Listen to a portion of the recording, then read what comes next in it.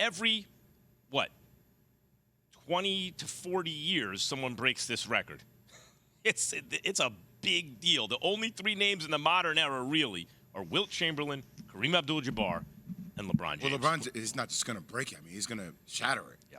I mean, Yeah, he probably has another 3 years left. Key, he may end up with 41. I was just about to ask you that. 41,000 when it's all said and done. I was just about to ask you that. You don't know, my whole world just turned upside down when I thought, wait, he played it. So it's a wrap, then, Jay. How did I never see it? So it's a wrap. It'll never be touched. I don't know if it'll never be touched. I mean, inevitably, records are meant to be broken. And I will say with the pace of the game, how much it's increased in the volume of possessions. But aren't they talking about reducing the amount of games? Yeah, that could be true.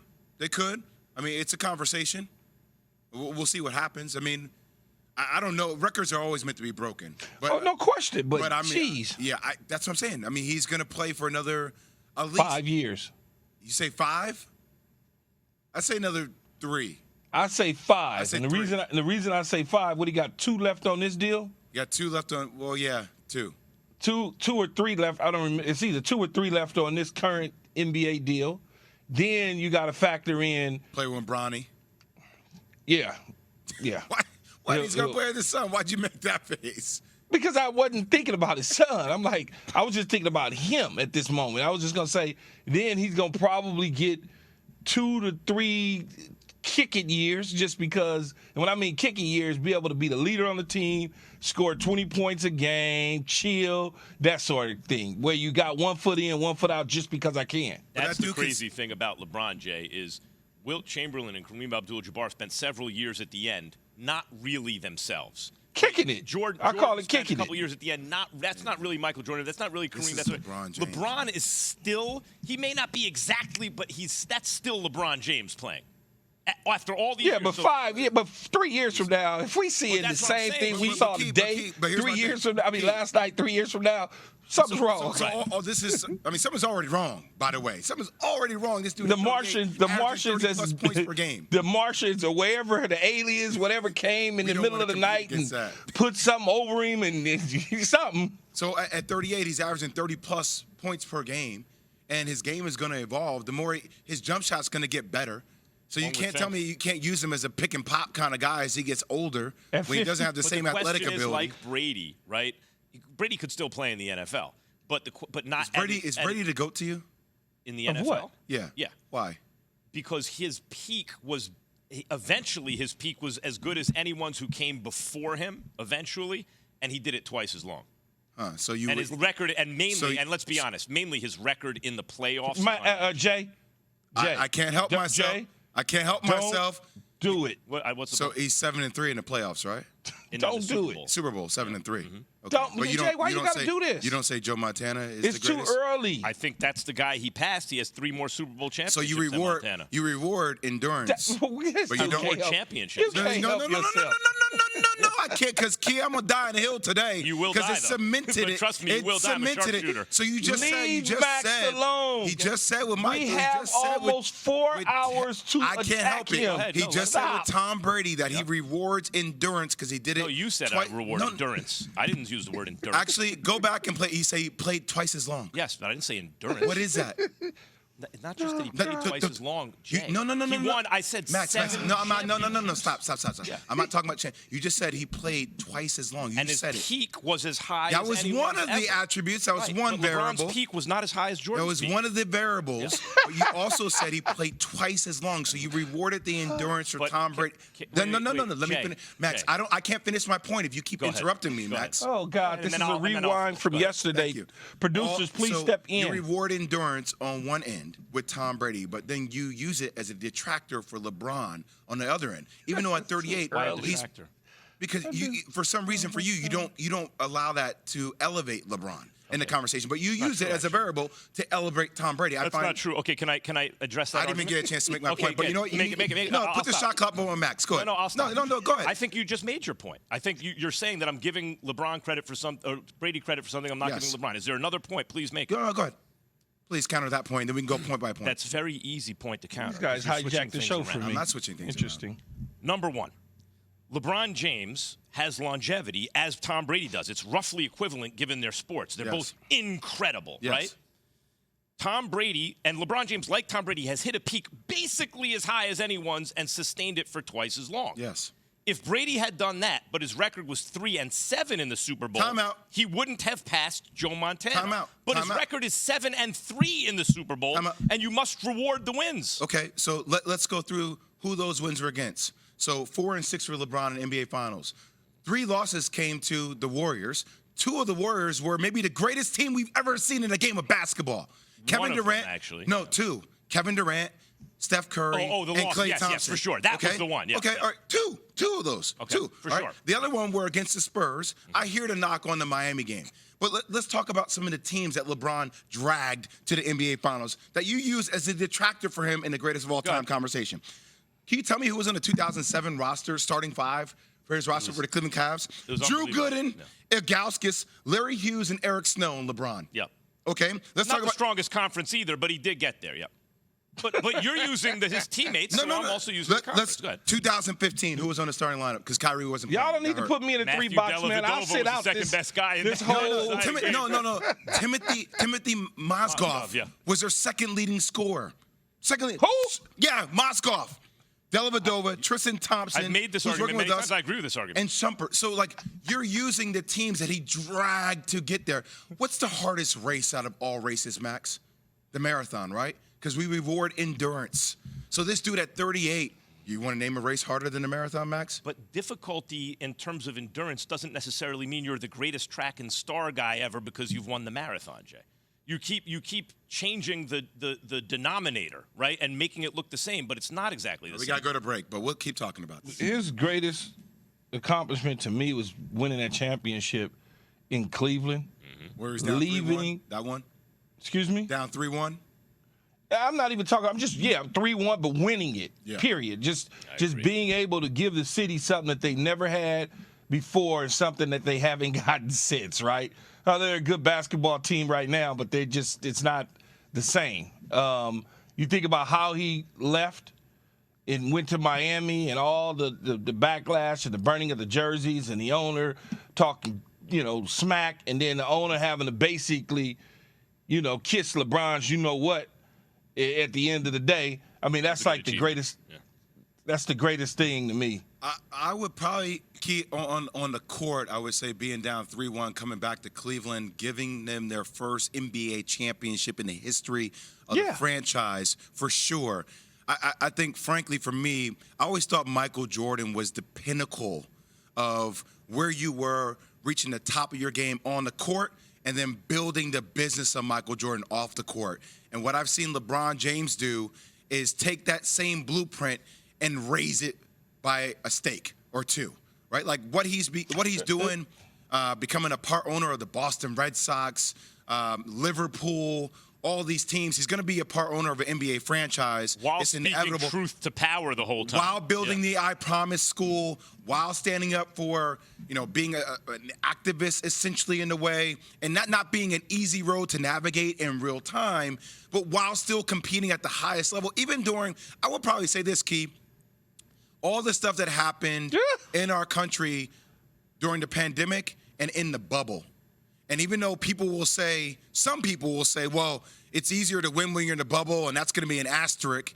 Oh, God. I still think the pressure that was on LeBron James in those moments to stand up for things bigger happening in this country, to win while all the eyes were on him in the bubble, is probably, to me, his greatest accomplishment. Well, first of all, everyone played in the bubble, not just LeBron. But people use it as an asterisk. Well, you're not traveling. I want to say what I think. Because that's what people say. I want to say what I think LeBron's greatest achievement is, because I think on the court, you guys are absolutely right. It's the 2016 Finals. The team had won 73 games he was playing against.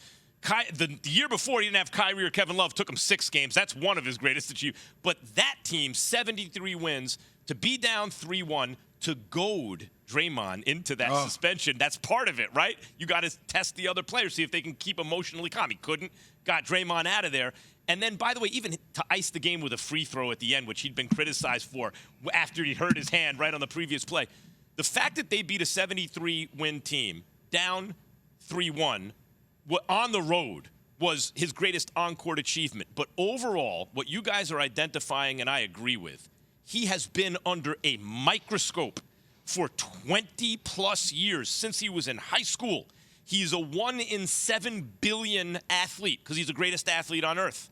But in addition to that, he's a 1 in a billion person because how many people, given the microscope he's been under this whole time, for 20-plus years, since they were a teenager, would not only never step in it, as you said, Jay, like building up his brand and everything, but also speak truth to power in pivotal kind of socio-political moments of our country's history and still not step in it, right? Like he's been at the forefront of things for 20-plus years. When I was 18, I've stepped in it 20 times. I hadn't been under the microscope like LeBron. Everyone has. Since you're 18 years old, where does he get the maturity, the emotional maturity to do what he's done is beyond me. He's a 1 in 7 billion athlete. He's a 1 in a billion person, too. It's unbelievable. I remember when it was original Key, like when he was coming out, he had the back tattoo of the Chosen One, right? People were like, oh, this guy calling himself the Chosen One. And you're like, but he really is, though. Yeah. He really is, and he believed it. Yeah, he was the chosen one. Power to words, come on, man. Power to words on stuff like that. He was the choosing one because he had to choose to take those gifts and hone it to this. He had to make choices all along the way. So I get it. He feels like touched. He's transcendent. I get it. But guys have talent, maybe not LeBron talent, but a lot of talent, and never turn out like that. But that's guys like MJ, guys like Kobe, guys like Kareem, some of the guys who are the greatest to ever play the game. They all believed that they were him. They believed that they were the one. And that has been the difference between a lot of players and those upper echelon type of players. Kornheiser and Wilbon on PTI discussed his greatest achievement. Listen. I think winning in Cleveland is sort of cool. It's just sort of charming. And there's a fairy tale element to it. And I was talking to LeBron yesterday, and I know what that championship means to him. He grew up there, and he knows what it means to the people that he grew up with. The crowning achievement is probably that he has won championships with 3 different franchises. I don't know that anybody else has done that. It's meaningful. How the decision plays into that is that sort of really created free agency in a way that we had never seen it before, and putting together super teams and gave players rights and power that they'd never had. See, I agree more with Michael than I do with Tony, because there's been players in sports that have won championships with other franchises. I don't know that there's been a player in a sport that has won a championship and been the guy in his own hometown. I mean, I know Byron Scott did it here with the Lakers, but Byron Scott was not the main ingredient. Yep. He was a piece of the puzzle, but not the main ingredient. I don't know that there's been another player in sports that has done that what LeBron's done. And that drafted into a league by a dysfunctional franchise that couldn't get out of their own way, that couldn't win. At first, he got them as close. He got them to the championship, but couldn't win it because he had nothing with him. Yeah, he was a kid, too. And he was a kid. Then he took matters into his own hands. We're like, wait, you're not going to do it for me? Empowered himself, made a team in Miami, won a couple championships, and then came back to Cleveland when they had gotten the message, oh, we get it now. We got to get him something, right? We get it. Yeah, we understand it wasn't us. It was him. And came back to Cleveland and won a championship. But that never would have happened had he not left. The Lakers lost last night, even though we celebrated LeBron, to OKC. They're 13th in the Western Conference, and they are struggling to make the play-in game, which only makes it even more incredible that they are now still sitting at the throne of being the most relevant team in the NBA and in NBA history. Think about the conversations we're having about the Lakers organization with what I just made mention. Like going through the fact that, last year they didn't make the playoffs. The year before that, they got beat up 2-4 in a series against the Suns. The year before that, they won. And then from 2013 to 2019, they didn't make the playoffs. But we're having the conversation today, and we will continue to have it, about LeBron James potentially being the greatest player of all time, or battling with Kareem Abdul-Jabbar, another Laker, with Michael Jordan, or if we're saying who's the greatest scorer of all time, Kobe Bryant, a Laker. Kareem Abdul-Jabbar, a Laker. Wilt Chamberlain, a Laker. LeBron James, a Laker. You want to throw in Elgin Baylor, a Laker? Like the relevancy around the Laker organization is just off the charts. You brought up it is at the ultimate high. Shaq, the most dominant player. So say whatever you want about LeBron. Like, to me, today epitomizes the Lakers sitting at the throne of being the most relevant team in NBA history once again. That's been for quite some time. But Key, it was this battle between Boston. Boston's kind of knocking on the door. They were at an NBA championship last year. They feel like they're on the verge. But it's always for the most part, and it's not because I'm a homer.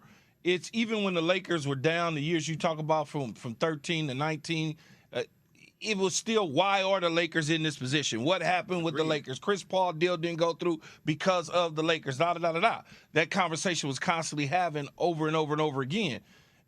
LeBron James is a Laker. So LeBron James, not only everything he's done as LeBron, then you add the Laker piece to it, that conversation is going to continue to go on. If LeBron was to ever leave the Lakers and go on and play somewhere else when his contract is up, the Lakers will still be talked about amongst NBA circles because it's the brand. Yeah. The brand has championships and the owners and the legacy of Hall of Famer after Hall of Famer after Hall of Famer. It's always going to be that way. That's why when you look at it in the last segment, I'm saying to myself, Max, I'm like, he's on the way to possibly not making the playoffs for the third time. He did get us the chip, but his tenure is so short there right now. If it was a little bit longer, then we could have a conversation. Need one more chip. Yeah, one more chip will have that conversation for the Lakers. That'll do it. So, Jay, you talk about, and Tim Bontemps brought up the NBA wilderness. And, in fact, the Yankees, the Cowboys, in the 80s, the Yankees didn't make the playoffs for a long time into the 90s. And the brand didn't quite mean the same thing. They're still the Yankees, but they were kind of a generic big-market team that people paid attention to. The Mets outdrew them certain seasons when they won the World Series. The Cowboys. Let the Cowboys not make the playoffs for 6-7 years. The coverage will go down. It'll still be coverage. It's the Cowboys. It won't be the same. The fact that LeBron, as Bontemps says, in the NBA wilderness, delivered a championship. Do you understand? Oh, it's the bubble. Shut up. Everyone played in the bubble. It was the same thing for everyone. He delivered an NBA, not a playoff run, not a conference finals appearance, a chip.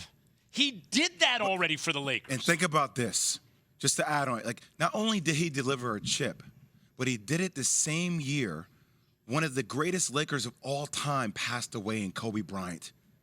He literally said, standing on the middle of the court, "We are going to get this done for you, 24. We're going to get it done for you." So think about that story. And I get that Lakers fans, you always want more. I understand that. But today we're talking about the 13th team in the Western Conference because the guy, the chosen one, LeBron James, the king, not only delivered a chip, but is still keeping the brand relevant at the age of 38, averaging 30-plus points per night. And we're sitting there wondering, where are you, Anthony Davis?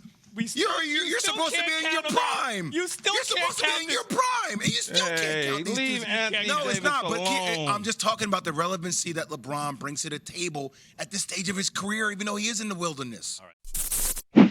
Thanks for watching ESPN on YouTube. For live streaming sports and premium content, subscribe to ESPN+.